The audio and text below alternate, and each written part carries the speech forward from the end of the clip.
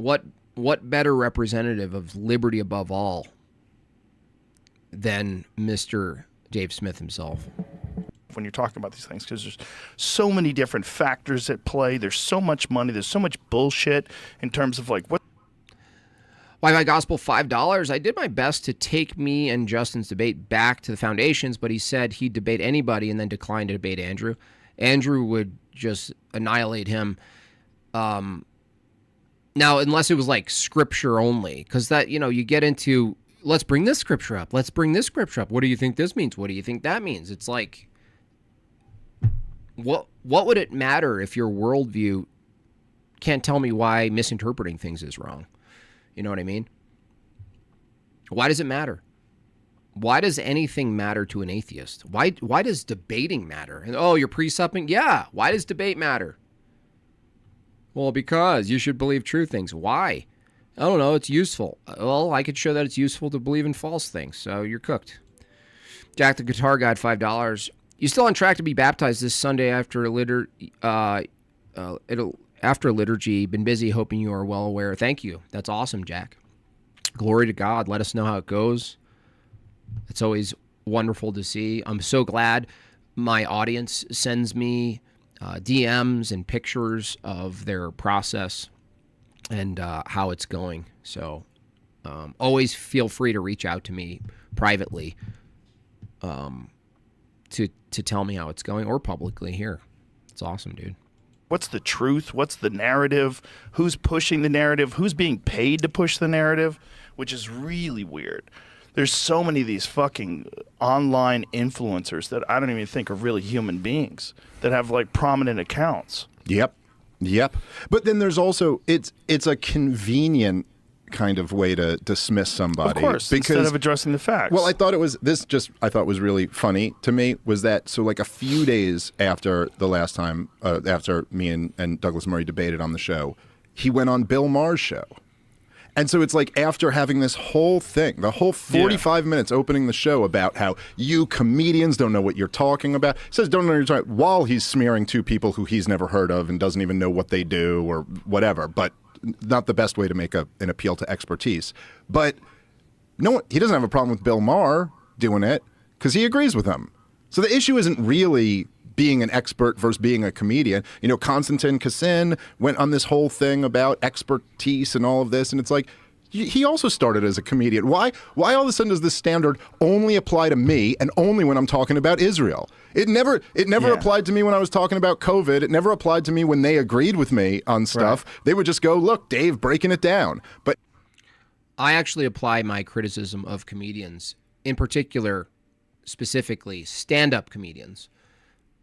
I apply my standard of critique equally in all directions, which is comedians, stand-up comedians, have a tendency to become activists. And we don't know when it finally takes form, but we know that it happens. And then when we see it, it's unseeable. Comedians become less funny when they become activists. They get in their feelings and they get really sensational and overly emotive about something. And then they lose their skill set. Even if they didn't even have the best skill set, it's drastic in its decline once you take on an activist approach. You see it all the time. You see it in early comedians. Someone like Bill Hicks, they start to get angry. Then their bit becomes about anger and life's not fair instead of making people laugh. They then polarize the audience by being too specific in the stance that they take when delivering said joke. And it just happens. I don't know if it's funded. I don't know if it's a natural progression of someone becoming famous, maybe, because it happens with actors too. Like an actor will keep their mouth shut about these things, kick off their career, get into a good spot, and then something takes over them, whether it's people whispering to them or they get a sense of, well, now I have to do something. I'm powerful, so I have an obligation to do something. You become Sean Penn. And then you're listening to the dude from Fast Times from Ridgemont High about geopolitical, complex geopolitical remedies for the world's problems. I don't know what happens. Bill Burr did it. Even Theo Vaughn. And Theo Vaughn is like, he's an example. His comedic chops and his particular brand of comedy is, you wouldn't even expect him to say something based on his brand of comedy. You know, he plays like sort of like the dumb guy. He says funny words.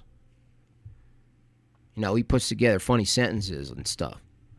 You're not wondering if he's going to stand up against Israel. And then suddenly, like, even if you agree with his take, there's something that's lost there. And maybe people, you know, who adequately summarized this is Thomas Sowell, who is another classical liberal simp. God bless you, Thomas Sowell. But a lot of good work he did in descriptive truths, but he ultimately argues for liberty above all anyway. So he basically put it like this. Someone could develop their notoriety and their status from a very particular specialized industry. And then when they get big enough, there's this weird craving or impulse. Maybe it's like, you know, spiritual delusion or ego, where they go, well, now I have to go into this other realm. And they widen their sphere of influence because they think they've earned it in this other. It's like the same thing with like Jesse Wells. So he uses AI to produce basically an unprecedented amount of catchy, well-composed folk songs about the news. Just something that would appropriately be the content, perfectly suited for AI. Anyway, he gets notoriety overnight with a couple hit songs or whatever. And then he's brought on Joe Rogan to talk as if we want to hear his voice on all these other issues. Like, just because he used ChatGPT to make a bunch of songs that sound like the right summary of what's going on in the world, you know? It's a weird phenomenon. It's definitely happened with Dave Smith. He's more of a political analyzer than a comedian now. And it's like, why? But now there's this one topic that one guy is not allowed to not be an expert on. And it happens to be this one topic that the entire population is turning on. Abby says best mods on the internet. Absolutely. And I can't take credit for that because they're mods in so many other people's chats. But shout out to the mods.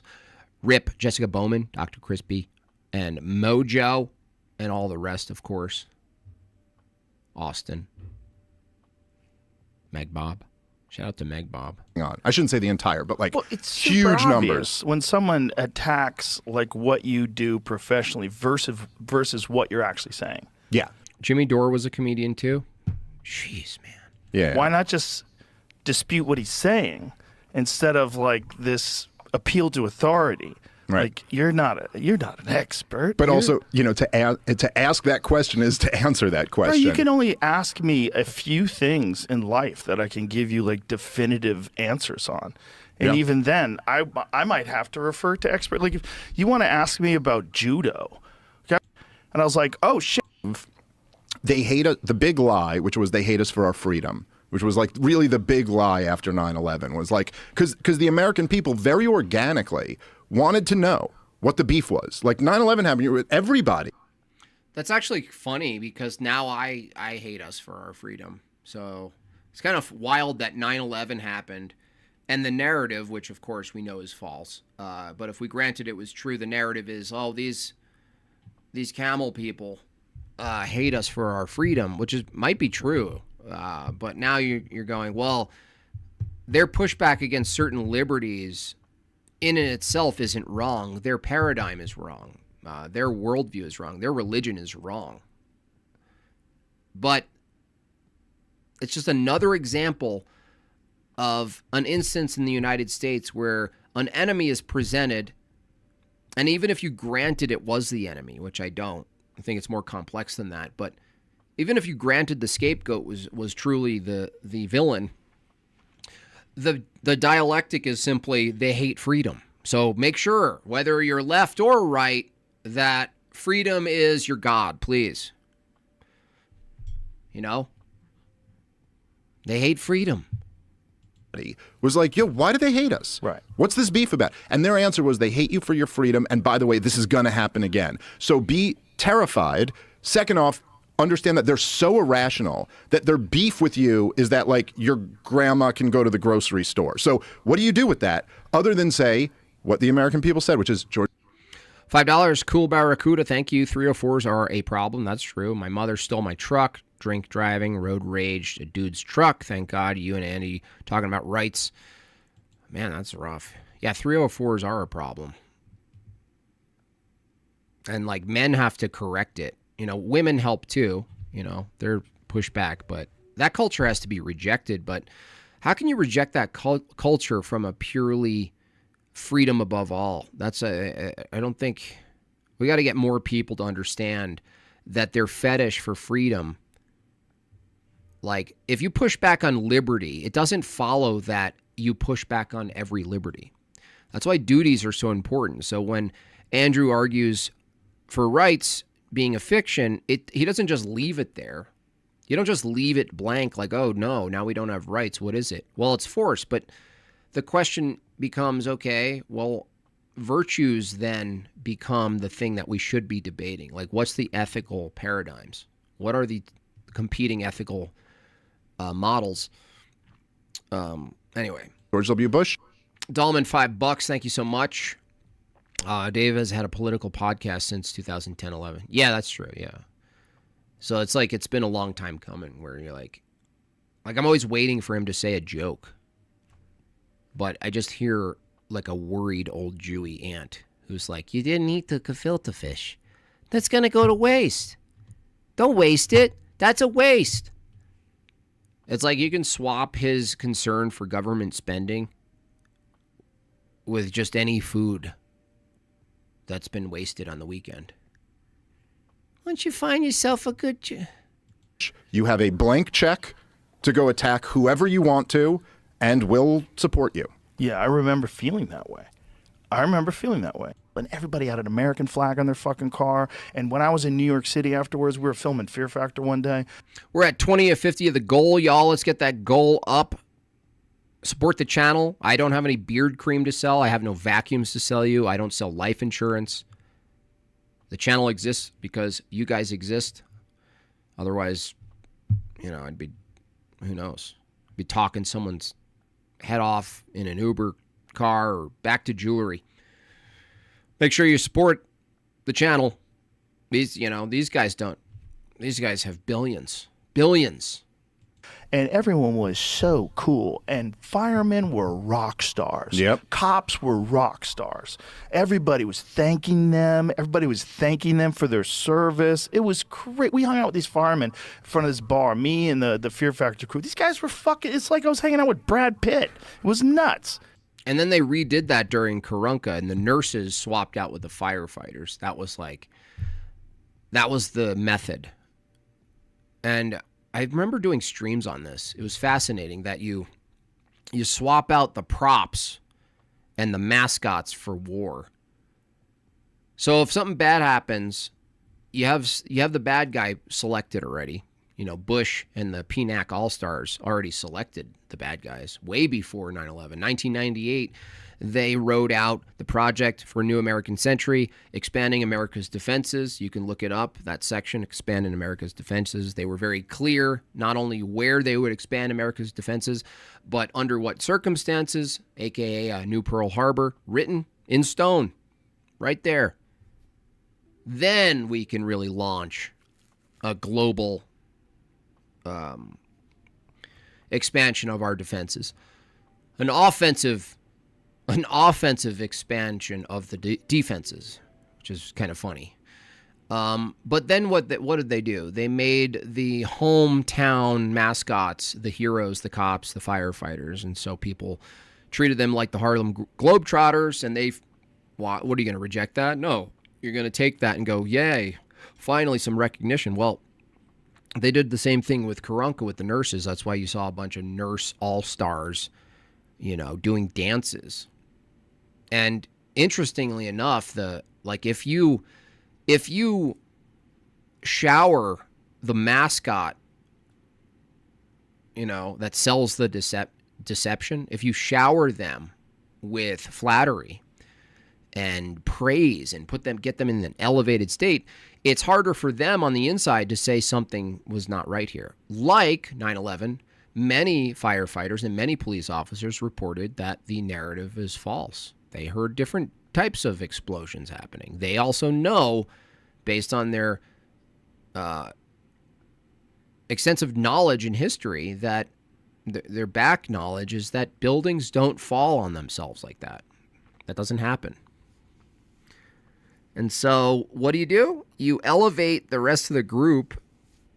And so you speaking out against the collective of your group, firefighters or nurses, you get ostracized. You get kicked out of the group. And is it that purposeful? Is it that designed? It could be. It could be.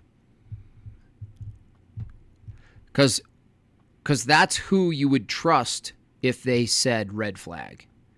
You would trust a nurse on the inside, an epidemiologist. You would trust a engineer who understands how buildings fall. You would trust someone who does demolition for a living.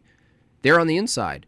But those were the heroes, so you can't speak out, It's weird how eerily similar the 9/11 thing was and how it went, and Corona is very, very bizarre. Some of Jort coin for the Central Bank of Jortlandia. Thank you so much. Thank you so much. Christo Geo, $2. I listened last night, hoping you would cover it. Thank you. Yeah. Thank you for the support. That's one of many ways to support the channel is super chatting, helping me reach my goals, becoming a member or an aristocrat, or sending a Bob chat. Bobchats.com is the most direct way to support me, given that YouTube doesn't take 30, a whopping 30% of your money. Bob Chats, it's a clean transfer. No third-party vampires. Everybody was so thankful. Where'd that go? Yeah, I was there. I was in New York City. Positive nitrogen balance. Got any pizza jewelry for sale? No. I only made one piece of jewelry that was pizza oriented, and it was a terrible idea because, honestly, it was a very heavy ring. I think it weighed 15 grams. On 9/11, and I remember, so I was in Brooklyn, like only a few miles from the World Trade Center, and like, did you physically see it? I No, was 3 miles from the World Trade Center. I was right there. I saw. So So there I was at a bagel shop. I says, oi, I heard an explosion. I heard an explosion. I remember seeing. I think so. When I got out of school, I was in high school. I was a senior in high school, and we got out. One of the girls forged a note.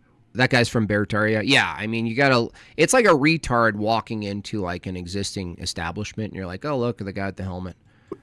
You don't kick them right out. You just kind of tighten their helmet and guide them to their table. And said it was from our parents or something like that. I forget exactly how it worked, but we got out. It was I was friends with the security guard. And then he did a little dance. And then I went and I found myself on a bridge dancing, Joe. I used to buy weed from him. It was a different time.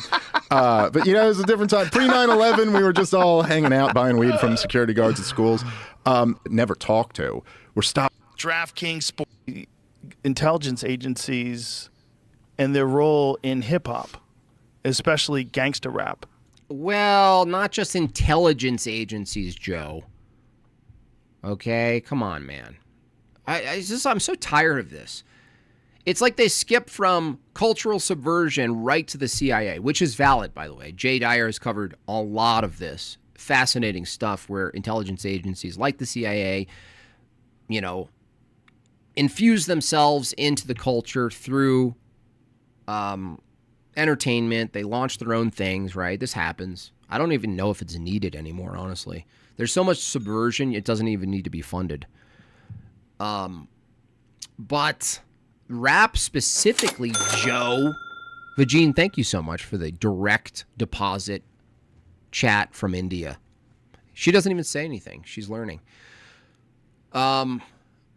It's specifically a group of people. A people that's a lot like Mr. Smithenstein. No, is it anti-Semitic? No.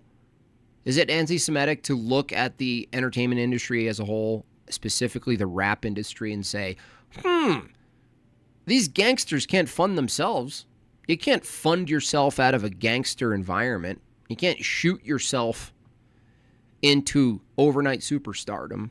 You need some money. You need some money for people. Mr. Cohen. It's a real person. I'm not generalizing. Like, I remember. Hey, we like your dancing. We like how you shake your booties. We like how you shoot each other's. Oh, it's so gangster, it's so edgy. How would you like to make $1 billion? All you have to do is keep supporting and propping up your terrible culture. And we'll make a mockery of it. We'll put you on a cereal box. The very first time I listened to NWA, and I think I told Ice Cube. Most of them were never gangsters. Yeah, like look at Tupac. Dude is just a girl-faced mama's boy who was raised to do creative stuff. He's all, my mama raised me pretty good. My mama raised me to be a creative person. You know, I'm a deep thinker. My mommy and my aunt and her sister, they all raised me. And then he's like, overnight he's wearing a do-rag and he's like, yeah. It's like, I can do that. When he was here, I was on a fucking Stairmaster. Your private prisons up. What better way? Tupac was a theater kid. Yeah, he was doing arts and crafts and... Mommy, look at my dragon. Mommy, look at my dragon. Then have very popular music encouraging encouraging. I think we're at day 2 of 5-day Maryland Free. It kind of feels like that, Rip. I mean, much love to Maryland. But, I gotta say, it's a lot less Spurgeon to deal with. Crime, encouraging outright celebrating crime and violence. That way you fill your prisons up, and you also keep people scared, so you can give them more laws and more rules and crack down and make them easier to placate, easier to get them to fall in line and do what you... R.I.P. Tupac was a theater kid and a ballerina. Look, R.I.P. I did ballet when I was young, okay? Okay. Now, once I was introduced to sports at a team level, I knew that wasn't for me. I was like, why are you guys letting me do this? I was looking at my parents like, what are you guys doing? What are you guys doing? Okay, this is... You got to put an end to this, okay? Dad, what are you doing? You need them to do. Yeah, and support massive Yeah, I was. Police buildups and massive, I mean, it wasn't serious. It was like, what is it? My mom, when she was like 35, or I don't know how old she was. I was just a young kid, but she would go to these very sad old lady ballet. You know, this guy is obviously ripping off old women. Old for ballet, by the way. If you're like 30, you're old. You're like ancient for female ballet. And the teacher, I was just bored. I remember this. This is how it started. I'm sitting there watching these old ladies. I'm saying old ladies like old for ballet. Trying to learn ballet at like 35. I'm like, what is this? What is this? What is this? A sick joke? And you know, the teacher's telling them to do these moves. And I'm athletic. I'm just going to copy whatever people are doing. So I got up. I remember I got up and I did like a double pirouette or something like that, or something. And he stopped the class. He was like, which is a red flag, you know. He was like, whose boy is this? Who is that child? I am going to take him under my wing and under my leg for free. How does that sound, Mom? But I bet JB was a natural. I'm a natural learner for everything, though. So, did I excel at it? I did. But, you know, eventually your testosterone kicks in, your masculinity kicks in, and you realize you don't belong in a place. You look at yourself and you're wearing tights. And you're like, I got to dunk. I need a dunk. I'm going to dunk instead. You know, like militarization of the police and all this stuff. And I don't know, you know. I still hold to this day, though, that even a male doing ballet is less gay than them wrestling. I've heard a little bit about that. I really don't know. I know Ice Cube has talked about it before, like talked about how wrestling is so gross. You're still in the leotard that you would have been in ballet. You're in a leotard. But instead of dancing with beautiful women, you know, that would be your future. You're in tights, but you're wrestling a dude sweaty on the floor. Like if you blurred out a regular wrestling match, you would be repulsed. like there's undeniable. Yeah, I played basket hoops. I was good at basketball, yeah. This influence. It does, there are things about it that seem crazy, but I do know that, and I don't even think this is a controversial thing to say. I think this is just like I was a ballet savant fact at this point. That I mean, I bet that teacher says that to any boy who shows interest in like dance or whatever it is. You know, because you don't have that thinking when you're that young. You don't always like distinguish between like gender-based things. You just go like, I can do that. Like as a boy, you're just like, I can do anything. What are you talking about? That's so stupid. Why are you guys so old? This is embarrassing. That it was the Reagan. Gymnastics would have gave you better shoulders. That's true. Gymnastics is still like, you know, I take one of my kids to gymnastics and, you know, it makes sense that 99, well, all of them are female. Administration who did traffic. Like just like seeing a dude dismount from a bar and do a flip and he's all. You're like, what? How are we gonna? What are you doing, bro? Point guard? Yeah, I was a point guard. Youth gymnastic, varsity male cheerleader, peak. Yeah, that's funny. Craig, $10. Super chat for Jimbob to build a backyard wrestling ring. In cocaine. I will never wrestle. You know, you should fight. Fighting's good for men. But, you know, like imagine starting a bar fight and being like, let me change into my leotard first. You big jerk. You don't know what you're in for. You just strip down and you're just in a leotard? Like, what? If you're going to have wrestling, have them in normal clothes at least. What are you doing? To the United States of America while they were ramping up the war on drugs. So like they're bringing 100%. in their He fucking signed the docket. That guy was all over that. He was all over. He was ahead of the 5 employers who they're enlisting people as old as 60 now. Yeah, and they have been for like a full year at least. And throwing people up there. And the thing that's really changed, the reason why Rip is like, the rings are really impressive. Yeah, Rip's watching on YouTube. He's watching rings. There's gymnastics, just random gymnastic events on YouTube. Live stream. Rip's super chatting random extracurricular gymnastic rings events. like the Europeans and Zelensky, and they're at least pretending to come to the negotiation table right now, which they don't say. Jimbob's not comfortable. No, they always say that. All the gay UFC people, they're all gay. Wrestlers, they're just that. The wrestling is just the gate, right? That's the introduction to it. And they always say that too. They're like, "Oh, you don't like rolling around with men? You must not be comfortable with your sexuality." No, I'm so comfortable with my sexuality that I know not to roll around with men on the floor in tights and grab them and all that. Like any activity with a man that if you put a blur, an After Effect blur on it, would be questionable, you shouldn't do it. But this is the truth, is that support for the war amongst Ukrainians has collapsed. I mean, not like gone. Rip says, bro, calling out my secret super chats. Yeah, I saw you. I saw you at the Arkansas University preliminary rings festival. I'm down by a few points. It's collapsed. There was just a piece in this the other day. It was You say that until you're in a real fight and you're fighting for your life.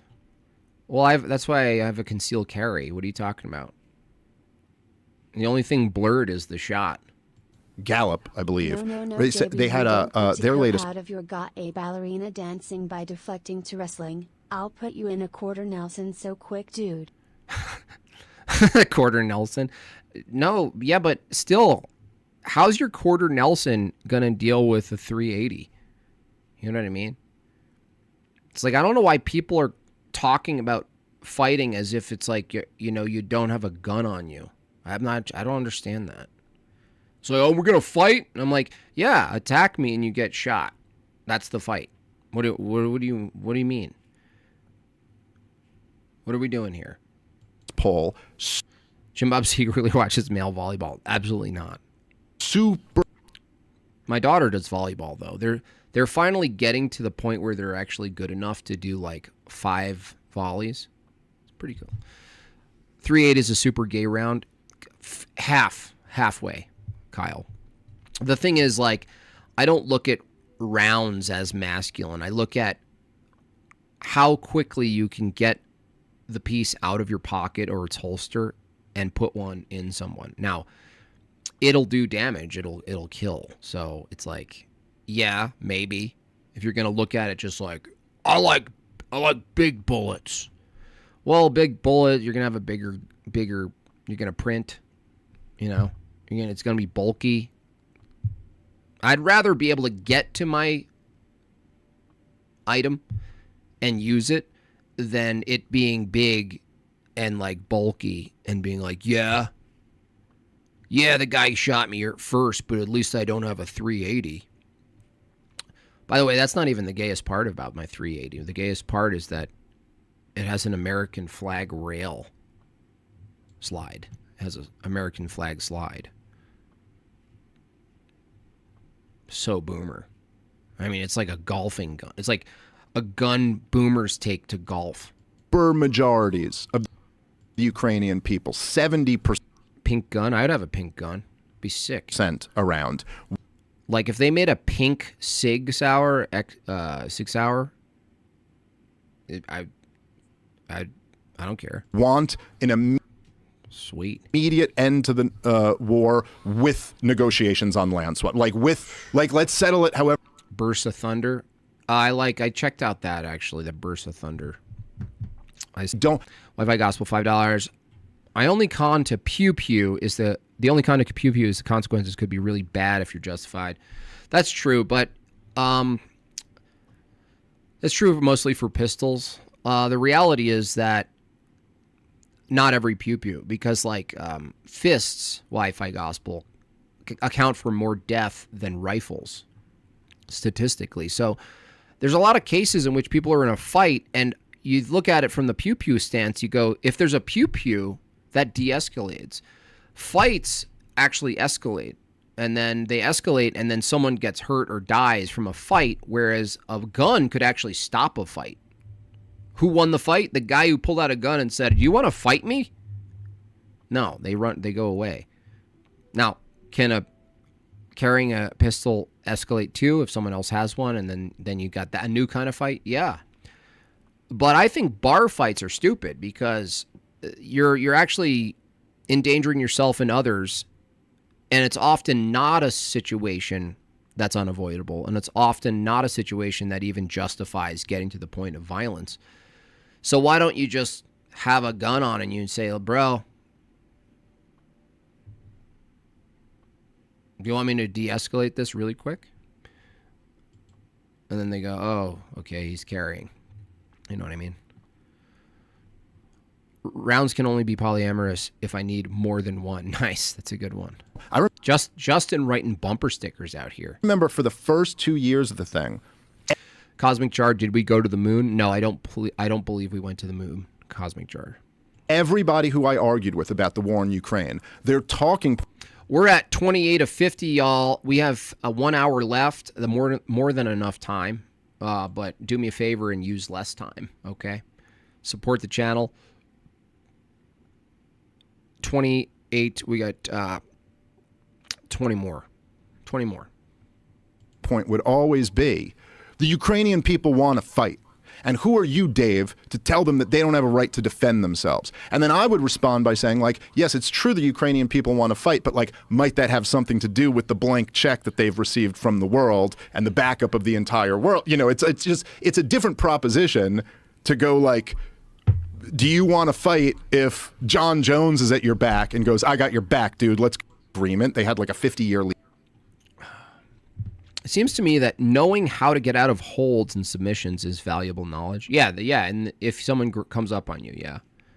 Like if you can't get to your item, then yeah, sure. Especially for women, like, you know, they're less likely to use a gun. But if they could stomp a toe and elbow a dick, sorry to use foul language, but yeah, sure. Yeah, I'm not arguing against self-defense. I'm just saying the ultimate self-defense is a gun. So you're presupposing how the escalation starts. If someone grabs you from behind and knows what they're doing, well, that's not an ordinary bar fight. That's like an assault. So even that, you're going to be trying to find your gun, right? Like, put it this way. If someone grabs you and assaults you at night and you don't know who it is and it comes out of nowhere and you assume the worst, if you can get to your piece, would you get to your piece before you try some sort of maneuver that is taught to women? You know what I mean? Like, what are we talking about here? You're like, oh, I can reach my SIG, or I did see this one YouTube where someone bit the knuckle of the assailant and then tried to twist their elbow into a bizarre position and did a flip. No. These are all secondary. Least or something like that. Meatball, how often do you guys fantasize? I don't fantasize about fighting. No, not like having a fight. But after the West, back to coup that overthrew the... Nearly impossible to get out of a fully sunken... Yeah, it's quick too, Adam. It's quick. So it's like... Instead of going like this, if you have something in your pocket and you go like this, I mean, wouldn't you? Especially a rear naked choke. Government and... Biting works. Biting would work on some people, not everyone. Like, that wouldn't work on me. If I was to choke someone from behind and get it locked in, there's no amount of them biting me that I would let go. Put in a pro-West. Speaking of assault, you see the wrestler almost die? Yeah, I saw that guy. Whatever, Rampage Jackson. You know, already Rampage Jackson, like, you know his IQ is super low. And his son looks maybe half that. So I don't know what that's all about. Sounds just like a stupid, very stupid thing that happened. Should go to jail, obviously. Them biting words. Jimbob likes it. I don't care. Actually, you'd probably work against you. You'd probably get in a shot of adrenaline if someone bit you. You know what I mean? You literally gave them free energy by biting them. Raja? I mean, who names their kid Raja? Oh my gosh. It's a terrible name. It sounds like the name of a dragon in some sort of new Disney Pixar movie. Raja? You already... See, now I'm a determinist. I'm like, you name your kid Raja, there's only a certain amount of outcomes you can have. Check the nuts. $5. EDC carry isn't a good enough reason to know how to fight. It's just another tool. Yeah, you should know how to fight. Eastern government. I'm just saying there's a way to avoid fighting pretty consistently. They started talking big, like, well, maybe we'll tear up that lease. In fact, most fights that are happen, like, you want to go out and fight, it's going to be pride. It's going to be your pride that you're going to be using to fight. It won't be self-defense. You actually have to go, okay, let's fight. If you're doing that in like a bar, oh yeah, let's go outside and fight. Okay, why? Why would I do that? Well, because you're pride, man. You're going to say no to a fight to a random guy at a bar when you have a family at home? You're like, why am I here? Wait, why? That's right. I have a family at home. What am I doing here? For some ammo, thank you, Steve. And so Vladimir Putin went, no, I'll just take it. And that was like, so. Oy vey. I can't even take it. He's so boring and not funny. It's just like, and then what happened? Why did we do? Why? It's like, why are we doing this, Joe? What are we even doing here?